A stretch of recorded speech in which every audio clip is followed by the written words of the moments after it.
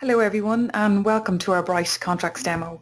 My name is Michelle Arkins and I would like to demonstrate today how easy and fast it is to create contracts of employment and company handbooks on your own PC without the need of employment law advisors or HR specialists. I'll give you a quick overview of each area within the software, and at the end you'll have an opportunity to ask any questions you might have to our Bright Contracts HR expert Laura Murphy, who's also in attendance with us today. So I'll start off by just going into our software. I'll show you right from the get-go how easy it is to even create a company. At the moment what I have open is a bureau version, which will allow me to set up unlimited companies with unlimited employees. So I have one company there set up at the moment, but what I'll do is I'll show you how easy it is to set up from the start. So if we go in, I'm just going to type in my company name and my trade name. And I'll type in our address.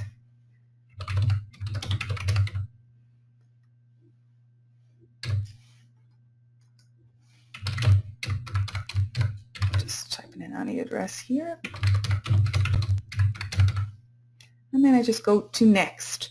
And what I have here, I have two options where I can use our Bright Contracts Universal content, which will go into our contracts and handbook. And then we also have optional additional sections that you can use from certain other industries. But for the sake of today's demo, I'll leave it at our Bright Contracts Universal and I'll just click Next. Now what I'm going to do as the final step is to create the employer data file. And this is obviously to protect our information.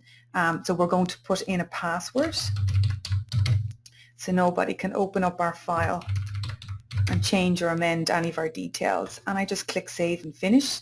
And we're going to save it in then into our,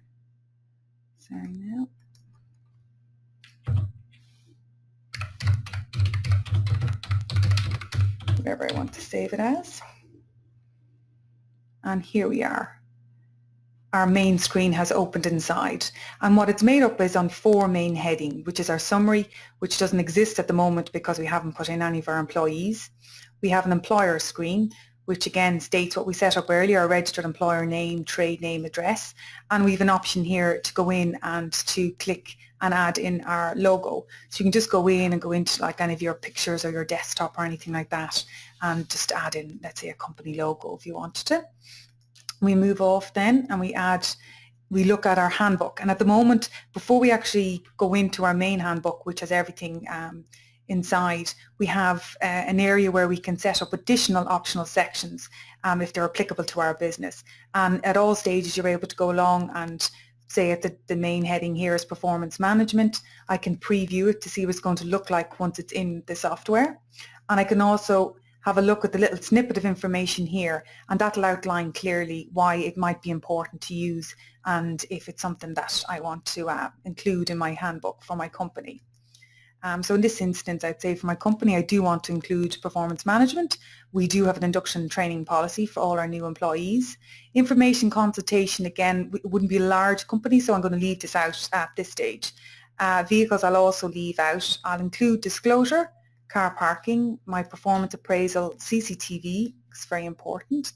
And we'll include our weather and emergency closing, recording of telephone calls definitely, personal mobile phones, and I'll just include reference letters. So I've ticked all of them off and I'll include them now into my handbook. And once you go into the handbook, ready is literally a 37-page company staff handbook full of company policies and procedures that you're meant to have and include, such as your grievance disciplinary, because they need to be issued within the 28 days of your employees starting. And you can have a look then at each stage throughout the policy of all the different sections included, such as misconduct, gross misconduct, the informal counselling stage, the formal disciplinary, what happens in investigation, and so on and so forth. So all the necessary elements that need to go into this process, which would have been included in the Labour Court recommendations. And then we move down into our bullying and harassment policy, where it'll cover again all the main areas, as you can see, and you just click on the left as you go along and it'll open up every area for you. We have the health and safety policy, again just a brief outline of each area as well in here, our full equality policy, and then it moves down into all the main kind of terms and conditions that we want to maybe elaborate a little bit more in our own company handbook, that we'll keep kind of short and sweet in the contract, but we can include a little bit more here. I won't go through too many of them at the moment. There's quite a bit in there, but just again give you an idea of what sits inside the handbook. And then we have the area with leave and benefits. So it's a great outline again for managers and employers if they're a little bit unsure as to exactly kind of what their obligations are for their employees, what they need to give them, and how many days. So it's just a useful reference guide. And then we also have this section which will cover your company pension policies. And if that doesn't exist in the company, then you have the PRSA scheme, and you can just enter that in as well. Now, when we look at the handbook, and at any stage in the handbook, you're able to go along and edit any of your sections. So for argument's sake, if there's something in your own company, a particular policy that exists, and you find maybe that there's a section on it in the handbook and Bright Contracts, you can just go in and fully edit and copy and paste what you have at the moment. And you can do that for all of your policies as well. So it's not to say that if you have a handbook in existence that you can't use it anymore. You can just build it in, and it'll save in all sections in Bright Contracts. You also have an area where you can go up and you can reorder any section. If, again, the same thing, you've got something that works for you in your company and you'd like to kind of keep it, you can just go and add new sections, reorder. If one particular section changes at any stage where we will update the software, you can just come along and you can actually just print that particular section. So if we went and we changed something to do with our performance management, you can just go in and go up to the top and go into print section, and it'll just give you that one section out of the handbook, and you can go in and export to a PDF and send it as an email to all your employees. So just come out of there. The optional sections that we looked at the very beginning with the handbook, any of them that I didn't choose is just sitting inside the box here with optional sections. So at any stage, if I said we actually now have a vehicle policy that we're introducing because we're now including sales positions within the company, then I can just go in and have a little look at him again there, just preview it, and I'll have a little read through and say, yes, that works kind of perfect for me. Tick the box and then just press OK. And the same thing would apply if I go in to any of the area here where I have, let's say, the monitoring of internet and email use, and I want to delete this section because it's not applicable. I just go up the top, delete, say yes, and it doesn't go anywhere except into this little box that I can use again. So just a clever way of ensuring that all my information, no matter what I do, or even if it was an accident, will always stay within, so you'll never lose it. We can have a look at our cover page and we can make decisions what we'd like to do or amend anything in there, and then we can change the styles and fonts and header and footers as well, and then how the page setup is done. And then very quickly you can just go in and preview. So even though I've kind of given you a bit of a quick outline on it, you can see straight away if I did nothing else or added anything inside, I have a full 37-page company handbook which will cover all the main policies and procedures that I have and give a very good outline to all my employees on how I'm going to run the company and what's important and what the rules and regulations are that they need to stick by. So there you are. And then again, the same thing, I just go up here and I can print a copy and leave it inside in a staff hall, and I can just come along and export it as a PDF. And the great thing is I can also set up password security option just in the top box here, which will ensure that only my employees are able to receive it, and they must have the password to open it as well. That's entirely up to yourself if that is something you do wish to add on. And then it's very quickly sent off in an email. So there's no need to print off 10, 20 or 50 company handbooks. It's just the one you leave on site, and then you can export it.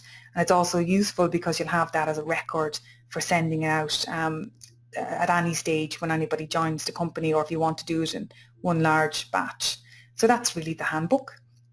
We'll move off in on the right hand side, and here we want to add our employees. So if we go up into File, and I go down into my import export data, I can actually import details from my payroll. So whatever payroll you have, there's no problem. And then in this case, I'm just going to enter in, let me see now, we'll just make sure we have all the gender changed. Maria, female, Matthew, male, female, Stephen, male, and Tom, male. And I'm just going to import. So perfect, 6 of my employees. That's excellent, and they're all going to be here now on the left-hand side of the screen. And I can see straight away, obviously, they're all being flagged. And what this means inside the software is that there's something that I need to do with this individual. So if we take a look at my first employee here, Lily, we know, and it's stating it underneath here, that she doesn't have a current signed employee contract or hasn't received our company handbook, so that's fine.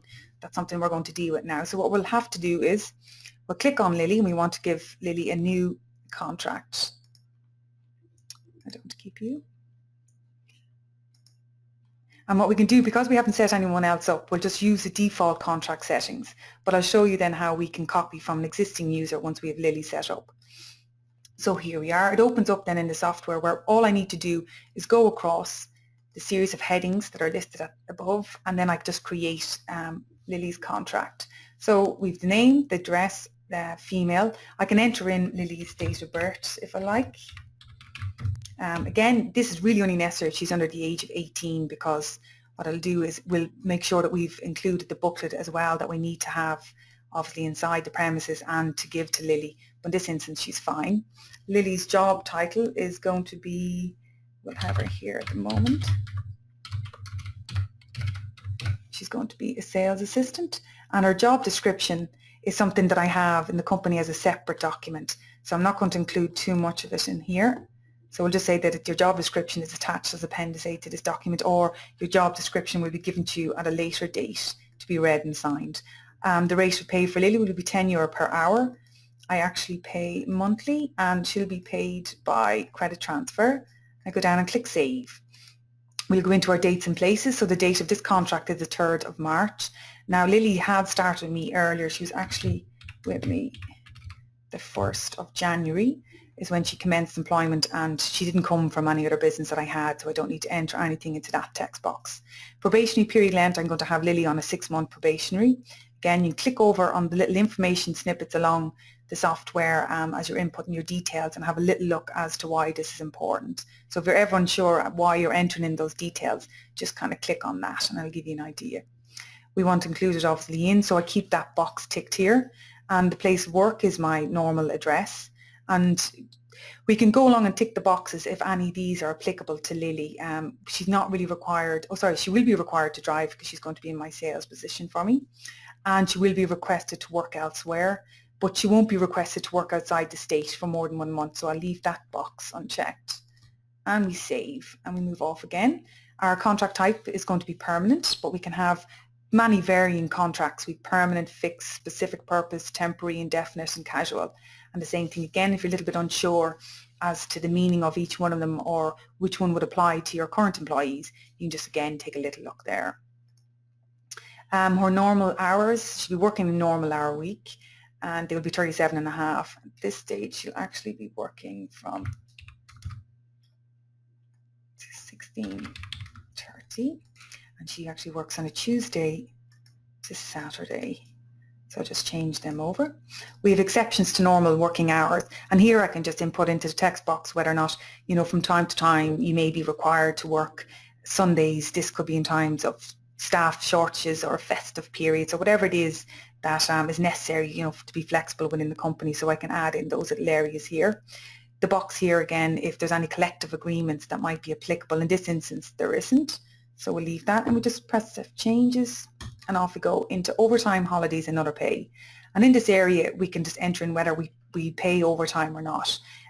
For Lily, we won't be paying overtime, not in the company.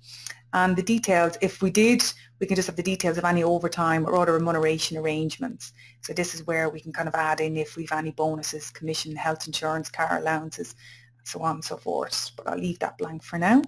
Perhaps there's accommodation provided. This could be in a lot of different cases, even in hospitality, where it would go hand in hand with the job that they'd also receive, and there's an allowance again for that. So you can have a little look whether you want to include it. And because of the hours, she will be working like over 1,365. So for this text box, we'll leave her in at the 20. If not, and they were just casual employees or they'd be part-time, you can just default to 0. Our annual leave year, 1st of January to 31st of December, so that's perfect.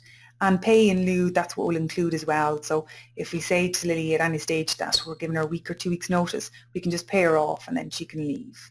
and then whether or not we have an employee, like if there's for sick leave or anything, whether we pay or we have a particular scheme in-house, we can just tick that box and put in the arrangements. But in this employment, we don't. So we save changes. Then we go off into miscellaneous, where our rest breaks are unpaid. Our rest break will be 45 minutes, or I'll give her the 15 minutes and then the 30. And then we can enter in again in the text box whether there's any compensatory break details. So in case she misses it over very busy periods, that we can give it back to her at a later date, and how we'll do that. And then we have the notice required for termination of employment by the employee. So we would like, I suppose the standard would be normally 2 weeks. That we'd like Lily to give us if she was going to leave. And then we have the additional text box here for the statutory notice if we want to include something different. And again, it'll give us an idea of what we want. Okay, or we can go in and we can either include as well that what notice we would like to be required for termination by the employer. So for argument's sake, if we were looking for a little bit more from Lily, you know, we'd obviously make sure we give her the same. So we just have an area there that allows for that. And then we have, if she was going to be out sick, if we request a doctor's certificate, how many days. So I would say kind of after 3 days, we'd like her to bring in a doctor's certificate. And if she needs to give us notice, if she's not going to be working on a particular day, I'd like to say we would get maybe 3 hours notice. We can enter in the text box below if there's any different requirements. So if I wanted to say to Lily that if she was to inform the company or management that she wasn't going to be able to be in, we would like her to do it by phone. So just enter that little key piece in there. The retirement age, I'll just set at 66. And then we've no pension scheme available at the moment, but we do have a PRSA provider. And we have this with our local AIB bank, okay? And we save changes. Now we can move off into our additional content, and this is where we're able to have a little look at certain things that we might want to include into our contract of employment. And it could be kind of different sections. Wait, I just get my license key.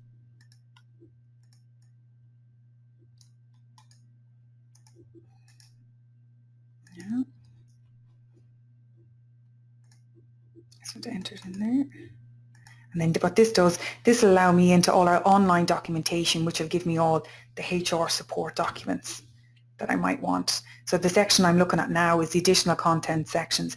And again, depending on the way you want to build your contract for each employee, these are very, very useful just to give you a little bit extra protection. So I might want to add something like our, you know, an additional confidential information section. It's very easy to do that as well. All I'm literally doing is copying and going back in, and then I want to add a section. I could go back in and paste.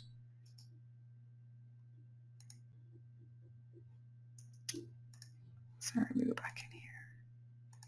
And then I want to add this section here. Copy and go back in. And then I just click over and I can just add that then, and that's gone straight into my. There'll be another little area here.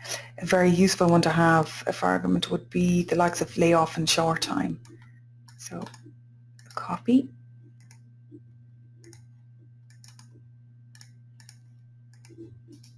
And this just gives me a little bit extra flexibility when it comes to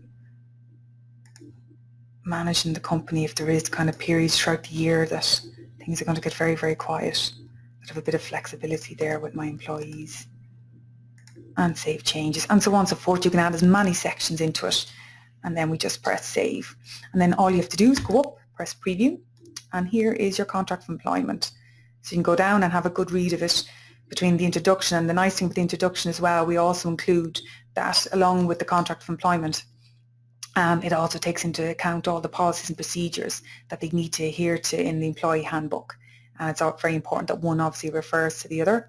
We have our start date, commencement dates, or probationary period. So that's outlining the different clauses as well that we have for the length of time they should be on probation, the position, place of work, type of contract, all the areas that we spoke about earlier on. Now there's a lot of detail in the contract that you wouldn't have seen as we went along. We were kind of answering all the series of questions, and that's because we, you know, from a Bright Contracts and a software point of view, we want to ensure that, you know, there's nothing entered in that would render you non-compliant. So we kind of lock away, I suppose, a bit of the information.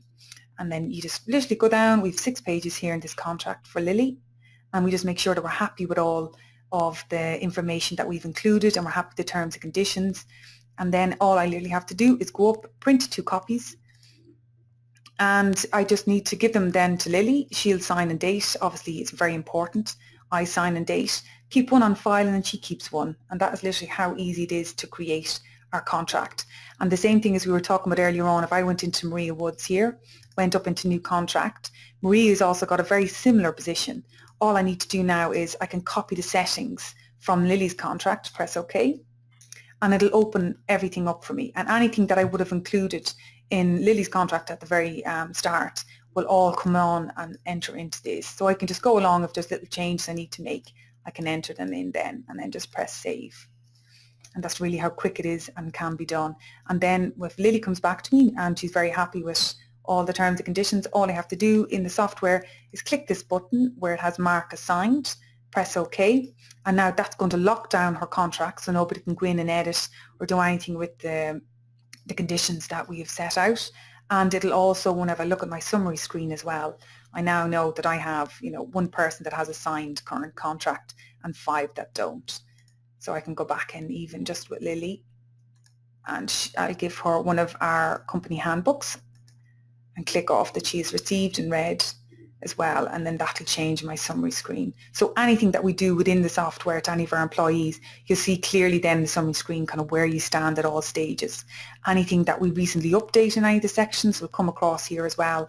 And then if there's any updates, which you'll get from time to time from Bright Contracts into the software, if legislation, case law or best practice or anything like that changes, it'll always pop up here as well, so you're aware of any amendments that were made. And then equally you can just print off that one piece and send it as an email to your employees. So it just keeps everything kind of nice and quick and easy for you.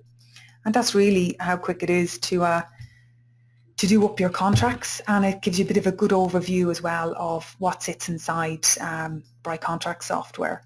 And at all stages you have a help section up here on the right hand side, which will bring you into the wealth of HR documentation that we have that's also included in the package. And you'll be able to use all of our additional documentation, such as different letters and stuff like that you need for disciplinaries or someone on long-term sick leave or induction checklists. So it's really, really handy from that point of view. And at that stage, you can just go in and view them. So it's really, really handy. And then your file stage, that's where you can go in and you can import, export any data. You can change your passwords, and obviously very importantly, a snapshot. So if anything was to happen to your computer, all you'd have to do is just download all of your company data here, because all you're really doing is saving the data file onto like an external hard drive or USB key, and then you can bring it off to another computer, download Bright Contracts onto the computer, and then put in the USB key, and that's your full company backup in action again, so you'll never lose any of your documentation. Okay, well I suppose then what we might do just kind of to finish up is we can go back and we can introduce Laura, who's our HR expert, and if there's any questions or anything that you have, we'd be very happy to answer them for you.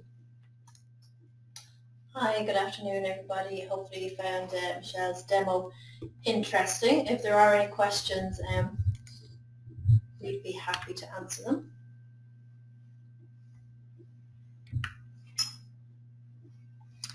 We've one of the questions there at the moment. Yeah, absolutely, very, very valid question on how much our software costs. Well, we have 2 versions that are available at the moment. One is our standard version, which is our unlimited employees that you get included with that, which costs €399, and that will allow you to set up all of your employees in the company, the full software package, and then also our full HR support that's available as well, and that includes our advice team, a dedicated employee advice team that's available for you. Perfect. Just another one coming in, if you wanted to add something, for example, holidays and when they can be taken or not taken in a busy period. Absolutely, that's a common question and a common clause that would be added. You can certainly add it to the contract or the handbook. Particularly for ourselves here, it's a very busy time around Christmas, coming up to year end, so there's a kind of a limit on holidays and when they can be taken over that period. So that's a very valid point, and it's certainly something that you can include and can be accommodated in the software.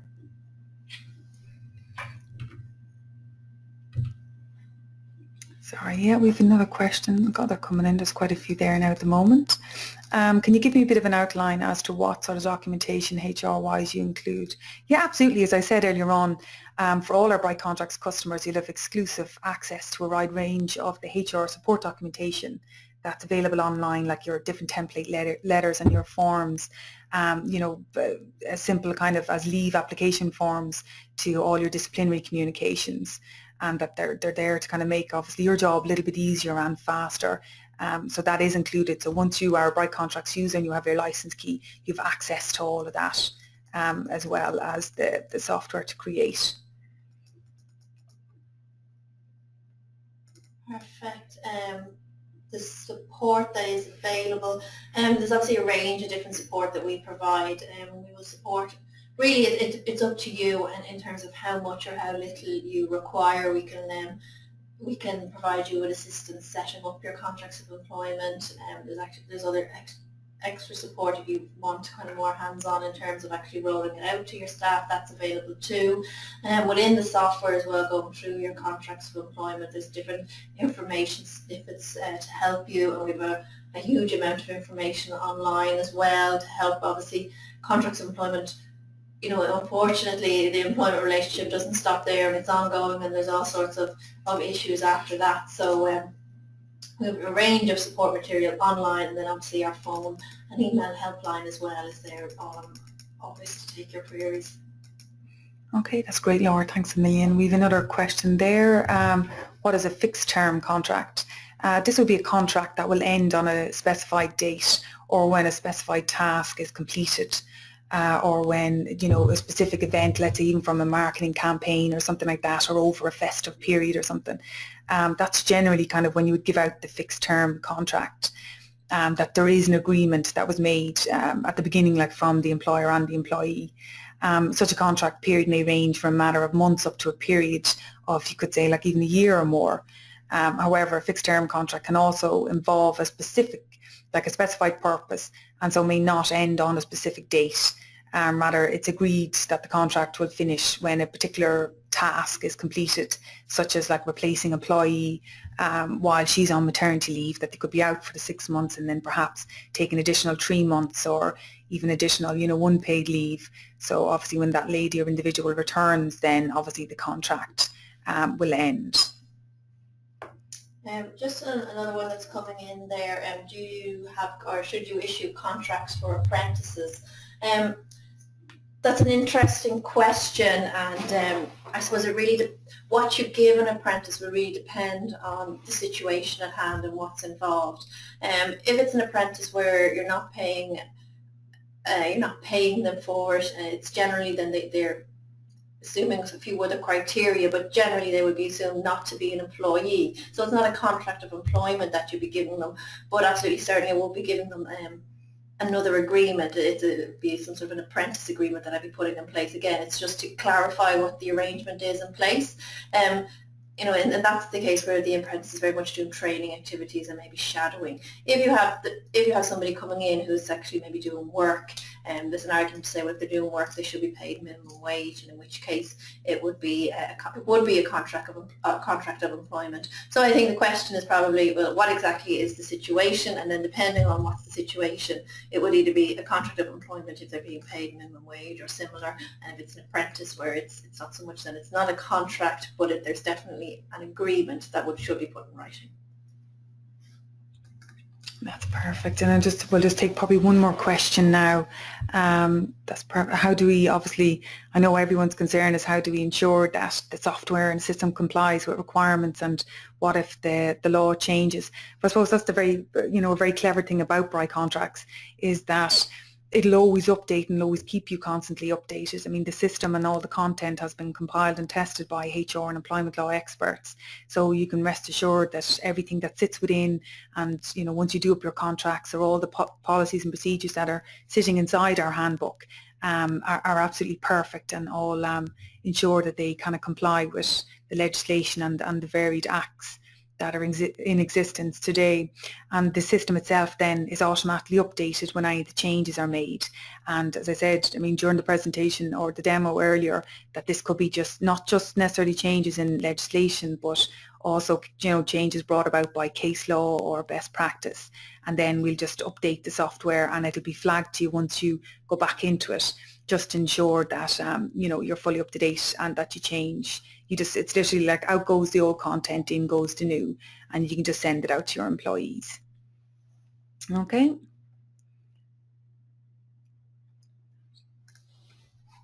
Okay, that's perfect.